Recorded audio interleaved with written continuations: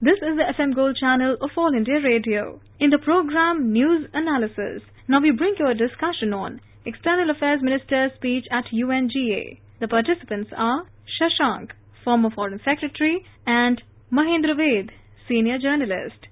The diplomatic dialogue between India and Pakistan has gone to United Nations General Assembly. India has taken its campaign of isolating Pakistan to the UN, and External Affairs Minister Sushma Swaraj urged the world community to hold countries that nurture, peddle and export terrorism to account. She has said that unified approach is needed, it is possible, but there is need for political will. Ambassador Shashank, all of us have heard the speech. How do you react to it? Well, in the first part, the minister talked more about the sustainable development goals, about India's plans to meet the targets which have been set up by the United Nations and the international community. Also about the climate change conference, how India would be ratifying the commitments which it has made at the conference by 2nd of October. So I think there are all these various important issues relating to the international community and the UN goals. And she spent a good amount of time. She spent more than 10 on issues that confront the world and sort of marrying India's national priorities with the international issues. You know, as you said, climate change and gender equality and what India has done in the last 2 years and what it expects to be as part of the world community. And there are really so many issues that were dealt with, and she has said that for India these issues matter because India is 1/5 of the world community. Yes. So India has been taking these things very, very... So this way she also pointed out the importance of India to the world community. Yes, in its own way. With large population, and the progress which is being made rapidly in India, and whatever has been done particularly in the last 2 years, she brought it to the notice of the world community, and that was cheered by many of the listeners. Particularly her announcement that India will be signing the climate change Mahatma Gandhi's birthday. So the basic message is that India is in tune with the world community and the world and wants to be part of the solution. But in a very neat manner, she also started the speech by laying the foundation for what she was to later on concentrate on. That is the terrorism which is nurtured and which is exported by Pakistan all over the world. So she talked about 15th anniversary of 9/11 and some more attacks in New York City, and she expressed her solidarity with those people who suffered under this New York Brussels, Istanbul, Dhaka, and then comes Pathankot, Uri. Yes, she linked all of them together and them. laid everything that either the terrorists came out of Pakistan or they went back to Pakistan for shelter after committing the terrorist act. Which makes it very difficult for anybody to contradict these things. So I was wondering, if taking a little larger issue, Prime Minister Nawaz Sharif spoke, and then there was this right of reply exercised by India by the lady diplomat Enam Gambhir. Yes. And she response was very, very stinging. Now I'm sure Mrs. Swaraj's speech also would be followed by a right to reply by Pakistan. Actually, Nawaz Sharif had first raised a bilateral issue before the UN General Assembly, which was not really necessary because we have a Simla agreement, we have so many other agreements which provide for bilateral dialogue. So India had to give a right of reply, which was given in a very stinging fashion, very clear-cut manner by our young diplomat, who received kudos from many people in India by the way that she had spoken and articulated. The land of Takshashila becoming Ivy League of terrorism. Very, very stinging words, no doubt about it. Absolutely. So I think right of reply is something that the listeners would like to understand. This went to the Pakistani side also, that when Mrs. Swaraj spoke about the Indian response to what Pakistani Prime Minister had said, and that there were no conditions which had been put by India. In fact, India was every time asking for Pakistan for friendship. And every time they responded by sending more terrorists to India. So she made that very clear. So Pakistan also got a right of reply. And they gave a right of reply through one of their officers in the mission.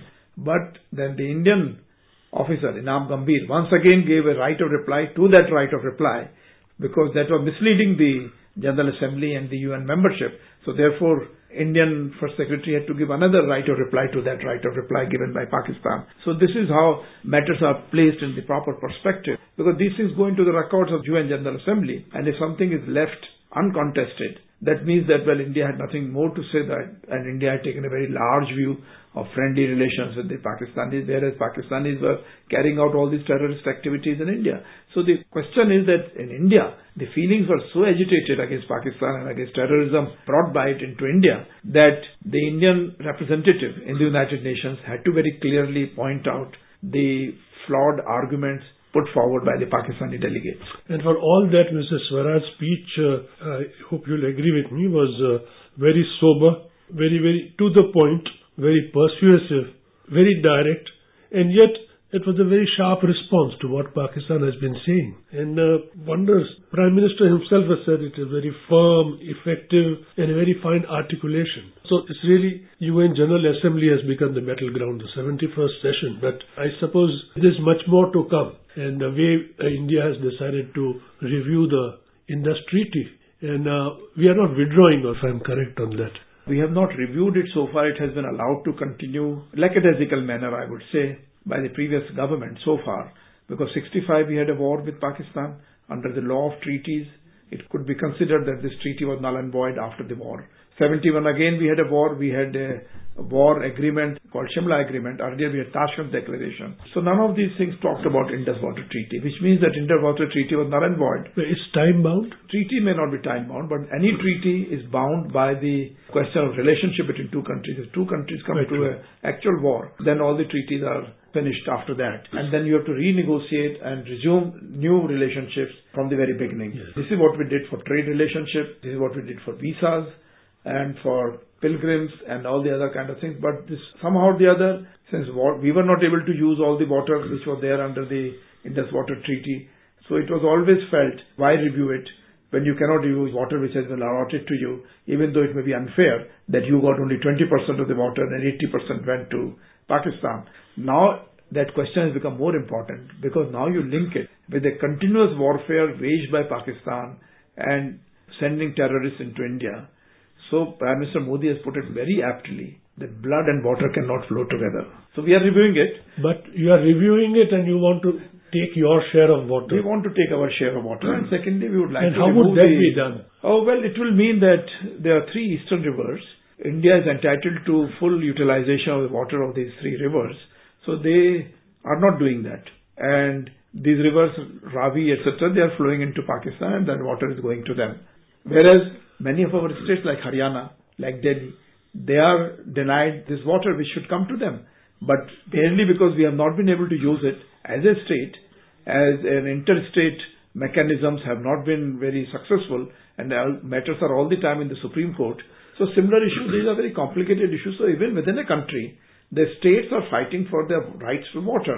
And therefore what is happening is that this water in the Indus water system is all flowing down to Pakistan. And we are using, for example, for power generation, we can generate 18,000 megawatt. But we are generating only 3,000 megawatt. And the new projects which are there in pipeline would still take it only to 11,000 megawatt after 10 years. We must go ahead strongly because this is for the benefit of the people of Kashmir and for the benefit of people elsewhere in North India. Because Pakistan has said that you cannot unilaterally walk away and they have said that they might want to go to the World Court. They will go wherever they want to go. But the point is that they have had a very wonderful veto over the utilization of this water by India and of any benefits to be given to Kashmiri people. So they have been trying to convey a signal to Kashmiri people that we will not only send you terrorists, but we will also not allow you to use any of the water or the river or the Indus river system. So I think that is a very bad signal and we need to get away from that. So that is perhaps not withdrawing as such. And I hope that they will review them and take a decision not to extend these things unilaterally to Pakistan if they are not able to reciprocate and they don't respond to your friendly gestures and only do it with terrorism. Right. The other issue is most favored nation, MFN, which took so many years to come through. And now we are reviewing it. As it is, there is not much of trade, sir, Mr. No, trade is very little. Very often this helps because the MFN treatment means that whatever treatment we extend to any other country, we have to extend similar treatment to Pakistan also. This we have unilaterally agreed to give. Pakistan has not given it to us. Pakistan's adherence to the SAFTA, which is South Asian Free Trade Association, that gradually they would move towards free trade. So not only MFN, but extend it to a free trade area also. But here we are still, after 12 years of that agreement in SAARC summit in Islamabad, and nothing has been done. In fact, nothing has been done even on the MFN. They even don't want to call it MFN. They are using all kinds of other names. Yes. That it is not a favored nation, but it is something like a normal treatment to India. And that also they have not extended. So therefore, it is very essential that a signal should go to Pakistan and Pakistan people and our Indian people also, that while Pakistanis look like us, but there is some problem. Whenever we want to go extend a hand of friendship, they send a few more terrorists to us. Initially to damage our civilian assets, now they are damaging even the military assets. And this is a deliberate posture. Bahadur Ali was mentioned very specifically. Then after that there were other terrorists who have been arrested by the BSF and by the other forces in India. And they have very clearly said they are alive. Like Kasab, they were caught alive. So otherwise Pakistan would have said that, look, these are all Indian people and they are necessarily spoiling the name of Pakistan. No, this is what they were trying to do initially with Kasab, disowning him. No, I was a little amused when I saw in the Pakistani media this morning that Mr. Sartaj Aziz, who is the Foreign Affairs Advisor to his Prime Minister, he says that let international probe into how Uri attack happened. At the same time, his own Defense Minister, Khwaja Asif, he said that it is an inside job by India. So there is contradiction in the way they are reacting to Uri. And one does get a feeling that they are a little unnerved about particularly these things, about India isolating them. Now, coming back to Mrs. Swaraj's speech, she has made two other important points. One is that Convention on Terrorism. Yes. Now, she says that UN should adopt this convention. Now, the basic thing is on terrorism. Now, what is a terrorism? That itself, the definition itself has been disputed. Well, what has happened is that all along, Pakistanis and many other countries have been referring to good terrorists and bad terrorists. Yes. Americans themselves and Chinese also, they have been trying to negotiate with good Taliban by differentiating them from bad Taliban in order to stabilize the situation in Afghanistan. But as regards Pakistan, for them the good Taliban are the only ones that they are supporting and who are destabilizing Afghanistan. So therefore, India is consistently saying that it is not good Taliban or bad Taliban, good terrorist or bad terrorist. It's a terrorist is a terrorist.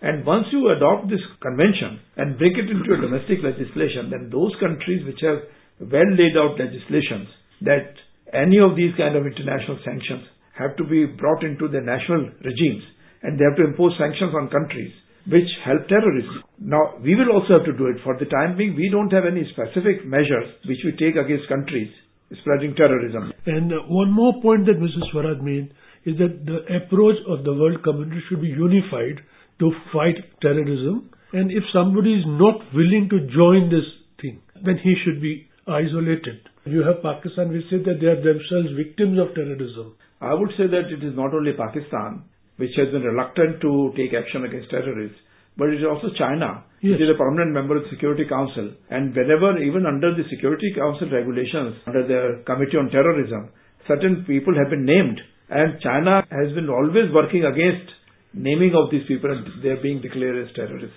This 71st session of UN General Assembly, their priorities were Syria and Korea and other things. Do you think this debate between India and Pakistan, has it made good mark? I think it's more for the bilateral purposes in India and in Pakistan. As regards the United Nations, it's more for record that yes, this issue was raised by Pakistan and India gave a very befitting reply to Pakistan. And so once again, we will have to resolve this issue bilaterally only. Thank you. You were listening to a discussion on External Affairs Minister's speech at UNGA. The participants were Shashank, former Foreign Secretary, and Mahendra Ved, Senior Journalist. This program was produced and presented by the News Services Division of All India Radio. This program is also available on our website newsonair.nic.in. You may email your opinion about this program at airnsdtalks@gmail.com.